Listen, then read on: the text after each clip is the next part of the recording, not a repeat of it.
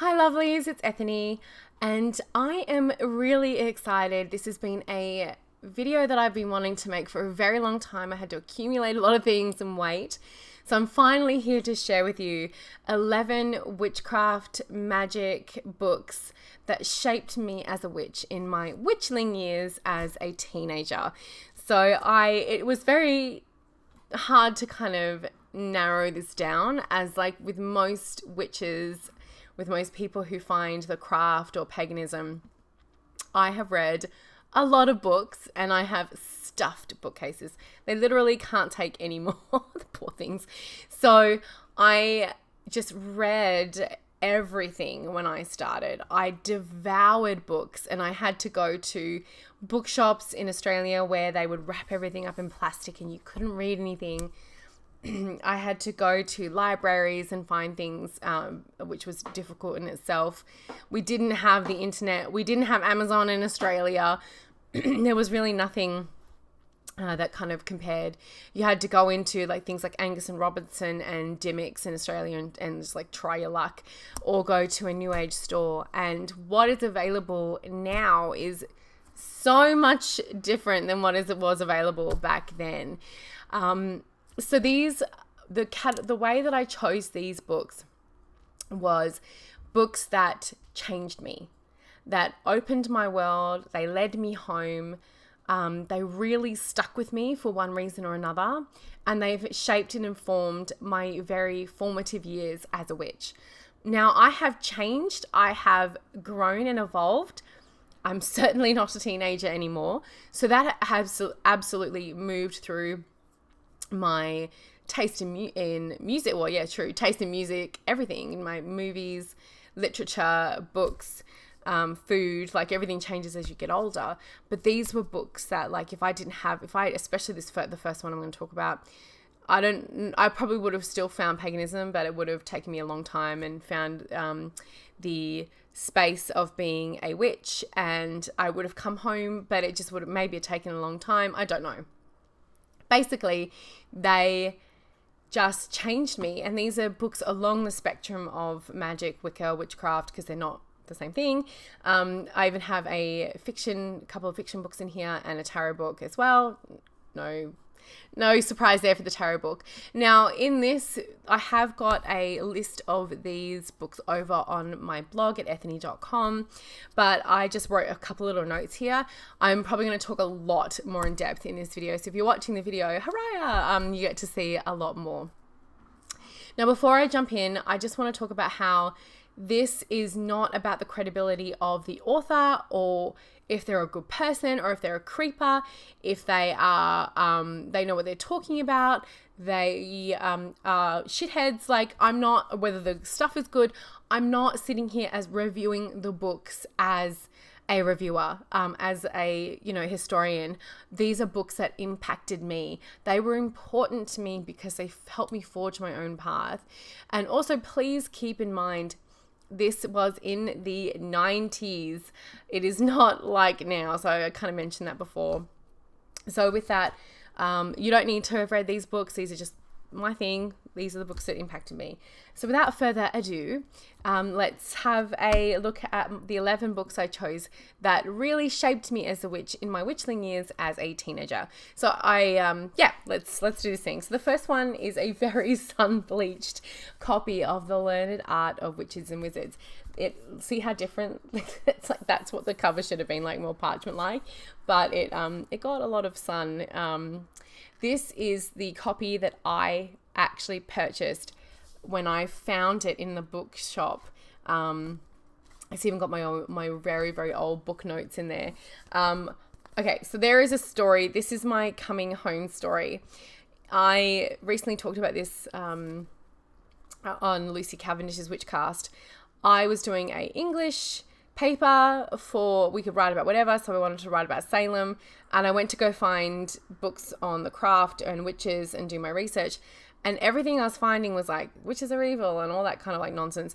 And then I found this book in Alexandra Library in Perth, and I was just like I couldn't believe it, because for as long as I could remember, Glinda from The Wizard of Oz was absolutely my gateway witch. she was a good witch? Like, what? Like, how is that? And how can I get that crown, that wand, that freaking dress, and absolutely travel in a bubble? Like, I was obsessed. I never mind the munchkins. I didn't want to be Dorothy. I wanted to be Glinda. And the fact that she said she's the good witch, I was just like, oh my gosh, there can be good witches. And I called myself Ethany, the good witch, ever since I can remember. So when I found something in a library that showed that you could be a good witch, or a witch that was not like this cursed evil thing, it blew my freaking mind. Now this book is a really pretty, fully illustrated hardcover book on the craft, and it is not like, it's not a 101 or how to, I guess it is a bit of a 101. Oops, sorry, that was my coffee. I was knocking there. But it like has such good information, just like an overview of like everything. We've got the Golden Dawn there. Talks about spell crafting and just the images, and seeing like modern altars, and I was just like, what is happening? My brain is going crazy. And then I hit the divination section. Oh, we got Odin and Osiris, we got the gods, the goddesses. I hit the divination section and I was like, oh my stars. Like, you know, they talk a little bit about tarot. And they do actually talk about this one thing that obviously, as I've moved on, you can call yourself whatever. You can call yourself a wizard. I've met wizards before. Outside of D&D and online, I have met wizards before, and you can call yourself whatever you want to call yourself. I'm not here to be like the naming police, but it was interesting. I can't remember what they called male witches, warlocks in here or not, but yeah, just really interesting the way that they sort of kind of pegged it out. But this was me coming home. I photocopied as many pages as I possibly could out of this book, and I took it home in a binder, and I just poured over it and poured over it and poured over it. And I just, those notes are probably somewhere. Actually, I think I might have recycled them. I was really into making my own paper. Still am. If I had the space, I'd be making my own paper. But I did it for my Book of Shadows a lot once I got this. And it is just, I don't know, this was like, this book means a lot to me. This book changed my life. It helped me come home and find my craft. And I just, whether you believe in things being put in your path for a reason, like was I meant to go there that day? I mean, there was obviously a very big interest in witchcraft and things like that. If I was doing something on Salem and I was calling myself Ethany the Good Witch, I was like, you know, very young. But yeah, that just means an awful lot to me. Now, this second book is not really even a book, it's a dictionary, but it's the Penguin Dictionary of Classical Mythology. And this is a book that was in my high school library, and I took this book out a lot of times. I loved it so, and this is my own copy that I purchased years later. It's kind of getting that spine, you know, the spine crease. This sparked my love affair with the Greek pantheon and with classical mythology, which is probably a very good reason why my matron and my patron goddess, and my patron god are part of the Greek pantheon, is because of this book. It is a dictionary. It is literally a dictionary of heroes, of gods, goddesses, you know, anyone in mythology who is spoken of. And for those of you who don't know, Athena is my matron goddess, and this is how, you know, like it's got Arachne, it's got oh my gosh, I would just like open this up, and I was so into Hercules and so into Xena, warrior princess. Oh my gosh, can't even. There's my girl Athena. So I would just sit here and just read everything. Athena also provided over the arts and literature although she was more closely linked with philosophy than with poetry and music. See the Muses. So I also really, really loved these. Where is it? I'm going to try and find it. I pegged it. The tables in the back, the genealogy tables in the back. I would pore over this. I mean, basically, you can go into any one of these and, like, Zeus is in here somewhere because he is a major slut. Yeah, look. Electra, Zeus. Like, you don't have to look very far to find that Zeus dicked someone. Zeus, Io. You know, like, it's just like Zeus. Again, Zeus had a quite a... He would literally... He just... Yeah, anyway. So it has standard versions and variants of myths, heroes and the heroines of Homer's Odyssey and the Iliad, placing them within their literary context, the Olympian gods, Roman legends, cross-referencing genealogy tables. This, I live for this book, and I now, obviously, like, I branched out from... Oh, hello, there's Thor squeaking his toy. I branched out from Greek classical mythology to... Oh gosh, everything. Celtic, Welsh, Norse. A lot of it was around those areas. I've then moved into sort of looking at the mythology of Canada, North America, some in Australia, like the rainbow serpent. I just love mythologies. I love origins. It's like origin stories of like who we are and seeing the overlap of those things. And, you know, that really having the framework of a very, Egypt. Hello, Egypt. How can I forget Egypt? Egyptology was the second thing. I wanted to be Indiana Jones. And I remember very specifically my mum telling me that my cousin had a degree in archaeology and she had to go work as a teacher. So there was no point in me becoming an archaeologist. And I was like, oh, loved The Mummy, that movie. The first one's so good. Love the ride also at the Universal. And Egyptian mythologies were like another huge one for me. So it went from Greek to Egypt, and then you realize why, because of Plato and all those overlaps. And yeah, I love mythology. I could literally sit around talking about mythology all day and gods and just everything.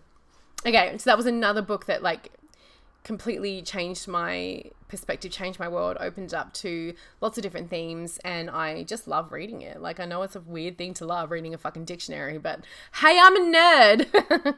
All right, now the next one is another book that I own these books, these three.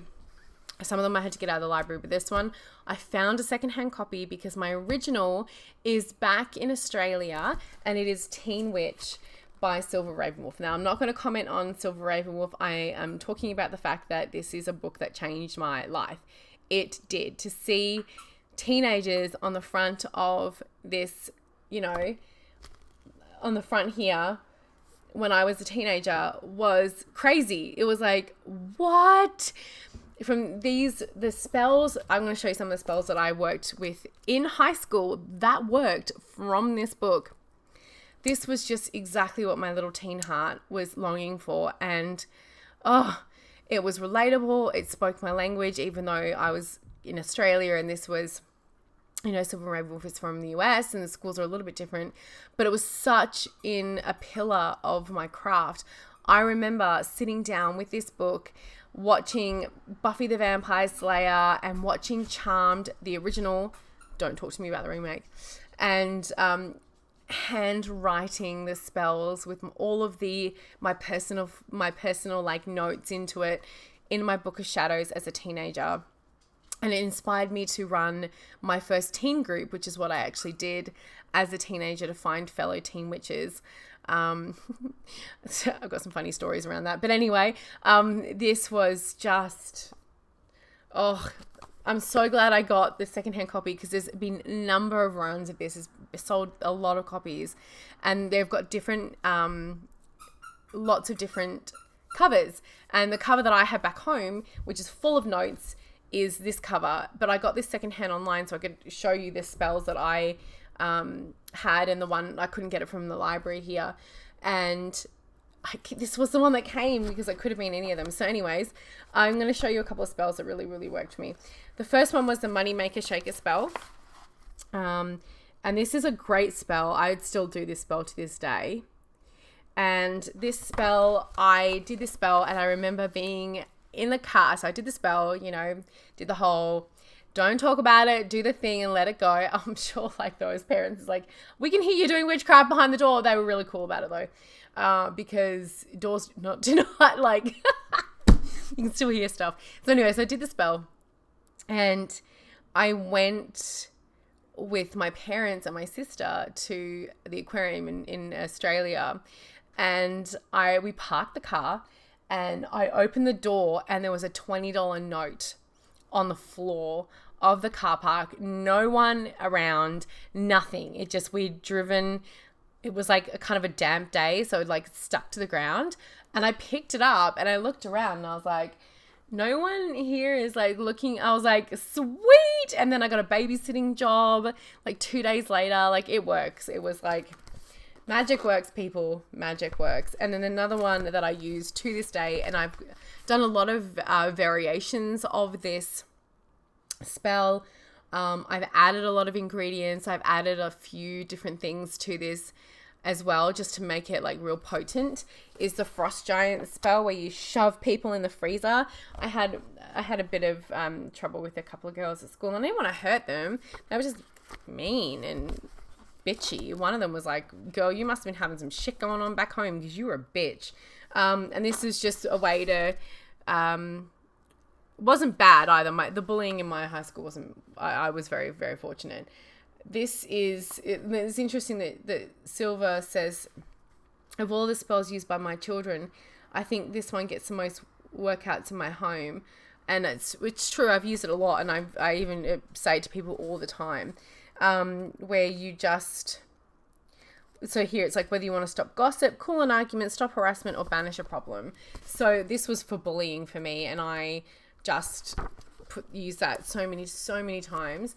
I have another little thing in here. Why have I got this? Oh, I love it when you get used books and you find where people have put little notes, or oh my God, I love used books. Or they've got like little notes, or they've got like they've dog-eared something, which I know is not great for books, but I love finding little things to see. But there are a lot. Oh, there's another one in here. Oh, I found another one. I found like love notes. The Gentle Rain spell. This was from Go For It. So someone was either the bad bus driver spell or the Gentle Rain spell. So I am super happy that I got this. My copy back home is in tatters because I did everything. Like in the book, Silver says, write me a letter about what witchcraft is to you. Like, I did everything in that book, everything in this book.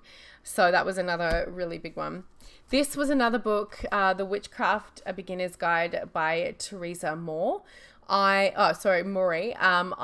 absolutely adore this book so much. I read it a number of times. I used to lend this out to people. I'm pretty sure I gave this to like my sister and my friends who were like, if you're curious, read this book. Like, if you're worried about the fact that I'm calling myself a witch and doing the witchy things, like, read this book. Why? It's thin, and it's in question and answer form. I love all the illustrations. I can't wait to get my thermal little printer so I can like put these in my journal. It's done in question and answer form. I got this again in a secondhand bookshop when I found it. I didn't need it because I'm not a beginner anymore, but I just had to have it. Like, great questions like, do witches believe in reincarnation? Do witches have a moral code? Are witches same as black magicians and Satanists? When were witches persecuted? Why were they persecuted? Like, it's just got really good, do witches harm people by magic? Like, it actually talks about what is the importance of ritual tools. Like, it's got a really good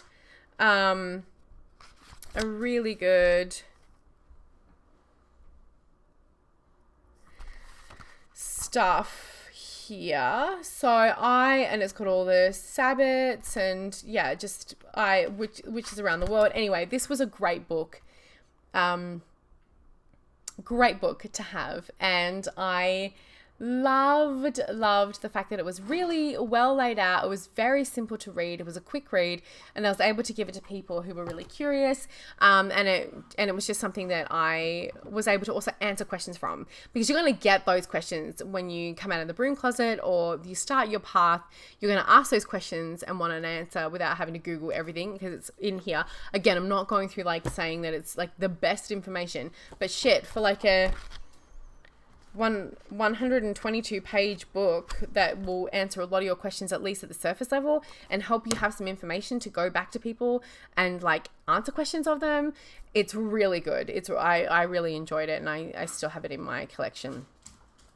The next one is a modification on the original book that I had, which is Witch, A Magical Journey by Fiona Horn. Now, I had all three of her books. She actually had 3 books in Australia. One was on a coven, one was on a teen witch one, and then there was Witch. And I think some of them have been like merged into this one, because I don't remember, I remember some of the photos and things like that, but this is the North American version. But what was really MT story, what was really cool about this book and Fiona was that she was really very publicly a witch. She had a band called Deaf FX. She was on TV. She was like, not just on TV, but like she was doing stuff like singing on stage and all sorts of stuff, being on like quiz shows and things like that. She was in Playboy. She was like doing a lot of stuff, and I was like, oh my gosh. And she was just like, she was an inspiration. She really was. She was very herself, you know, and I still follow her. I've read her The Naked Witch, which was her latest biography, and she's got decks out now, and she travels, and she's a pilot. Like, fuck, she's done so much cool stuff. She was on Survivor. She was on Celebrity Survivor in Australia, and she burnt her tarot deck. Oh my stars, I don't know if I could do that. She helped, like, she were able to take one personal thing, and that was her personal thing that she'd had since she was like 15. That'd be like asking me to burn my Mythic Tarot. Can you even imagine me trying to burn my Mythic Tarot? She cried. I would be crying to like help light the fire for her team. Now this is another kind of part biography, part like how to. I wanted to put this in there because not only was she an inspiration on the page, she was an inspiration in life. Like, she showed me really like how you could be authentic and be out in the public eye, and that probably led me, I don't know if it's like it was a versive way or like a whatever kind of way, but that led me to being in newspapers and being very known in the community in Australia, and being on TV myself, and being on the radio, and doing all that stuff. And so I really feel like she not only impacted me from the words in her book and showing Australian witchcraft altars and what you do in, oh my gosh, my talk, doing what you do in Australia, and you know, that was a big thing to see someone. So I kind of absolutely get it. And it was hip, and like, I say hip, like, you know, but it was, you know, modern, you know, a lot. I'm like, now I'm rambling, but it was very important to me. So now I'm just going to take a sip of coffee and get ready for the next one, because I've been talking for, 24 minutes almost nonstop. Now, this book should come to no surprise to anyone who's read anything on the craft, who's in my coven, who's in the outer court of my coven or the inner circle. Wicca by Scott Cunningham. There is a reason why he has sold so many copies, and he is legacy. He is a legend in our community. This is fabulous. This is a how-to, as well as it's got his Book of Shadows in the back. There's a glossary, so great. I love me a good glossary. You can tell I'm a freaking writer. It has, you know, how to lay out different altars. It's, you know, it really is Wicca. It's 101, a guide for the solitary practitioner. It is going to give you, it's a really good way to build up on Teresa's book and move into more. And then he's got Living Wicca, and then he's obviously got like all of his other books, which I've got many of them on my bookshelf. But this was the first one that I read, and I had the original covers which have I still got it in Australia? I can't remember whether I've got this back in storage. I've got a bunch of my like old falling apart full of cram full of notes, which I'm going to get next time I'm in Australia in storage. But this is exceptional. I still use recipes in this book. This is a book that we did as a out of court book for my coven, my online coven. So this is a cornerstone. I really believe, like, one of those ones that like really helped cement that you could be a solitary practitioner. You didn't have to have a coven. I didn't have one for a while until I went and formed one, and then I found the Combined Coven Social Club in Australia. I got taught and initiated, and then my coven high priestess moved to Sydney, and I was like, okay, bye. So like I didn't have like a group for very long, so this was great for me. Yeah, it was an amazing one. The next one is The Book of Shadows by Phyllis Curott. And this is such a unique book because it's a memoir, but it weaves in real magic and real spells and things that you can actually take for your own craft. And it really was something that I enjoyed because Phyllis was a lawyer in New York City. She's a highly intelligent. It's funny, her and J.R. Ward, who's one of my favorite like sexy book writers, lawyers. And obviously, and Bettabel, like favorite people, lawyers, does make sense considering I'm a Queen of Swords. But this has got lovely rituals, rites, information, and her discovery of the goddess and how it worked in her life and her experiences and the people. And it was just like, it's just a beautiful story. And it was so well written. I kind of want to read it again tonight. She has another one that I read too. Her second, not Witchcrafting, which is a great book, but she's also got a second one. I can't remember what it's called. I read that one as well. It's like further on, so it sort of picks up where this one leads off. But it is her modern. I love, and that image on the front cover it's like iconic, isn't it? All these women in those dresses dancing around. It's just beautiful. I love everything. And this cover is the original cover that I also had. This is a library book that I got out, which I was thankful for. I have her books. This one I don't have on my shelf. I have Witchcrafting on my shelf. Again, I donated a lot of my books, kind of regretting that, just because I could have, anyway, reasons.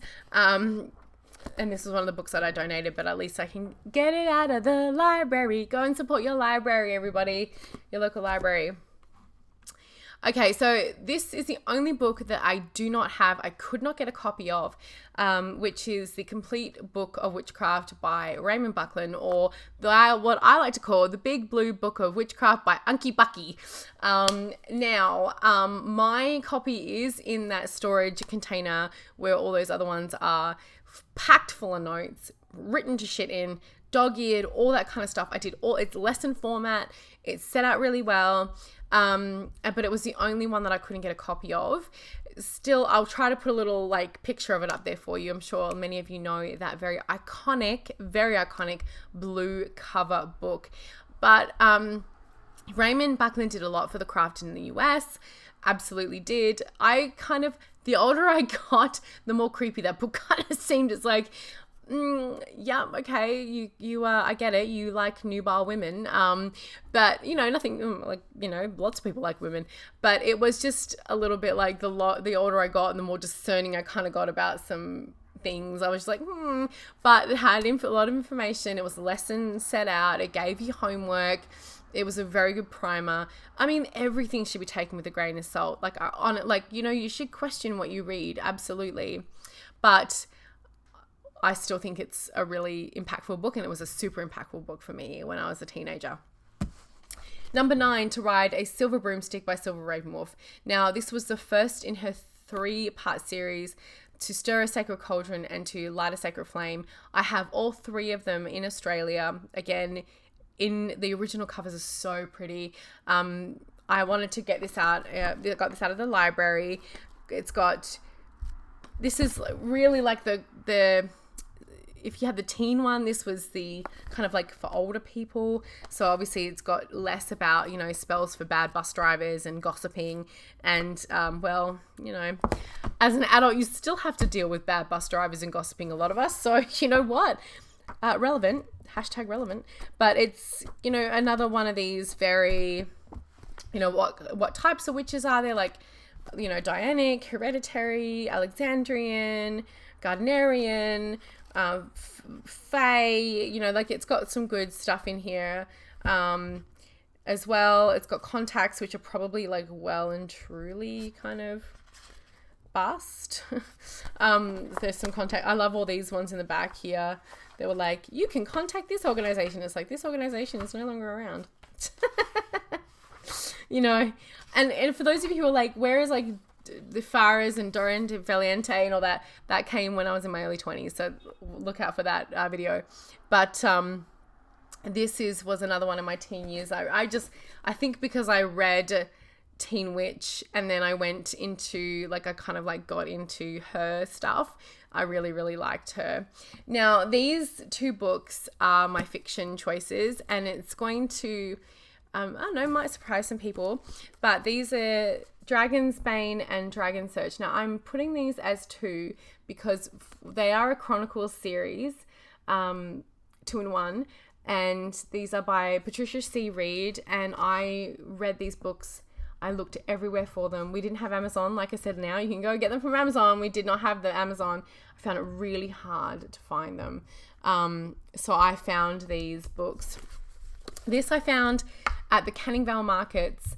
And this one I found at another marketplace.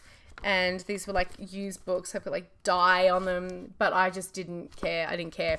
Now, the reason why I love these, there is a number of reasons. The dragon, hashtag spoiler alert, but the dragon is female. The King of the Dragons is female. The princess is like, F you all, I am not going to do as you tell me to. And I know that there are a lot of women in literature who have done that, but for me, this was the first one that really stuck. My mum gave me The Hobbit, and I loved it. Opened my world to Tolkien. I still love The Hobbit and The Lord of the Rings to this day. However, dudes.